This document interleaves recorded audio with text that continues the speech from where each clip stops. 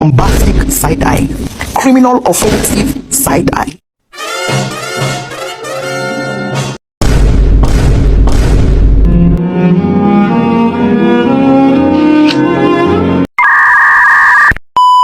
Assalamualaikum warahmatullahi wabarakatuh. Halo teman-teman, kembali lagi dengan saya Dini Handayani. Saya di sini akan membahas pertemuan ketiga yaitu tentang metode dan teknik dasar dalam public speaking. Metode dalam public speaking yang pertama itu ada metode manuskrip. Apa itu? Metode manuskrip adalah cara berbicara dengan membaca naskah yang sudah ditulis secara lengkap. Nah, pembicara menyampaikan materi sesuai dengan teks yang telah disampaikan sehingga isi pembicaraan lebih teratur dan tidak mudah salah. Nah, metode ini biasanya digunakan pada acara resmi yang membutuhkan ketelitian yang tinggi, seperti pidato, kenegaraan, atau sambutan penting. Namun, kekurangannya adalah pembicara bisa terlihat kurang alami karena terlalu fokus dalam naskah. Dan yang kedua, ada metode hafalan atau memoriter. Metode hafalan adalah metode berbicara dengan menghafal materi yang sudah disiapkan sebelumnya. Nah, pembicara tidak membaca naskah saat berbicara, tetapi mengingat isi pidato yang telah dihafalkan.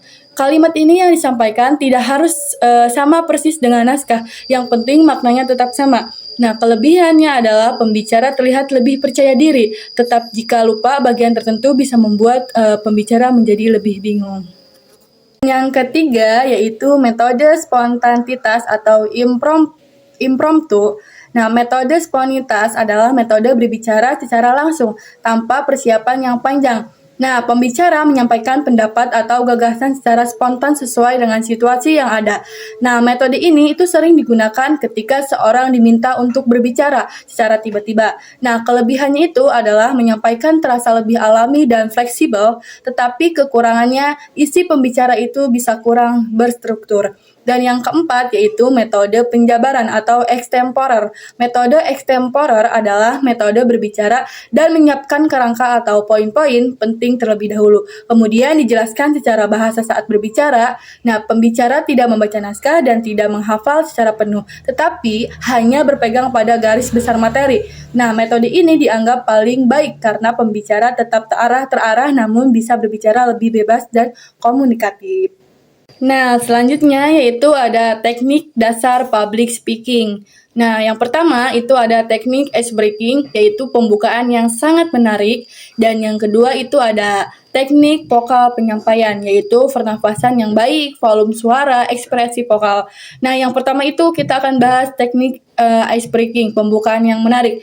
Jadi, ice breaking itu adalah cara pembukaan pembicara agar suasana tidak baku atau kaku. Nah, biasanya dilakukan dengan cerita singkat, humor ringan, atau pertanyaan kepada audiens supaya mereka lebih tertarik dan fokus mendengarkan. Dan yang kedua, yaitu teknik vokal, yaitu menyampaikan teknik ini berkaitan dengan cara menggunakan suara saat berbicara. Pernafasan harus teratur agar suara stabil. Volume suara harus cukup jelas agar semua audiens dapat mendengar.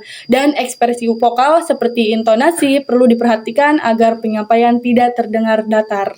Selanjutnya yaitu tips saat mengalami demam panggung. Mengembangkan kepercayaan diri yang pertama. Nah, kepercayaan diri dapat dibangun dengan mengenali kemampuan diri dan terus berlatih berbicara di depan orang lain agar lebih terbiasa. Mengatasi kecemasan dan gugup. Rasa gugup adalah hal yang wajar saat berbicara di depan banyak orang. Nah, cara mengatasinya itu adalah dengan menenangkan diri dan fokus pada materi yang akan disampaikannya. Nah, yang ketiga, kenali penghambat. Nah, kepercayaan diri pembicara perlu mengetahui apa yang membuatnya tidak percaya diri. Nah, misalnya itu takut salah atau takut dinilai orang lain. Agar bisa mengatasinya, berpikir positif, meyakinkan diri sendiri bahwa kita mampu berbicara dengan baik dapat membantu mengurangi rasa takut dan meningkatkan keberanian diri. Yang keempat, siapkan diri. Persiapkan materi yang matang akan membuat pembicara lebih tenang dan tidak mudah gugup saat berbicara. Dan yang kelima, mengatur nafas. Menarik dan menghembuskan nafas secara perlahan dapat membantu menenangkan pikiran dan mengurangi ketegangan. Nah, menerima ketidaksempurnaan, pembicara harus menerima bahwa kesalahan kecil adalah hal yang wajar, sehingga tidak perlu terlalu khawatir saat berbicara. Selanjutnya yaitu mengelola kekhawatiran dan gugup saat berbicara di depan umum dan penguasaan ekspresi diri dan bahasa tubuh.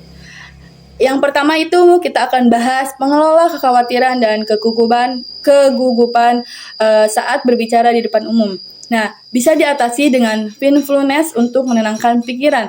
Nah, teknik ini pernapasan agar tubuh lebih rileks dan visualisasi positif dengan membayangkan diri kita tampil dengan baik. Self-affirmation membantu menumbuhkan keyakinan diri. Selain itu, lakukan persiapan dan latihan. Sadari bahwa gugup itu normal. Jangan menuntut kesempurnaan dan fokus pada pesan yang disampaikannya.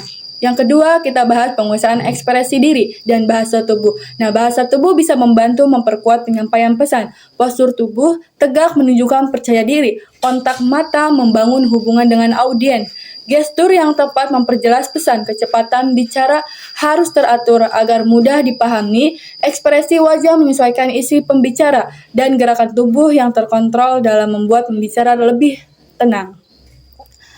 Mungkin kurang lebihnya mohon maaf, hanya itu yang bisa saya sampaikan. Wabillahi taufiq wal hidayah. Wassalamualaikum warahmatullahi wabarakatuh. Bye-bye.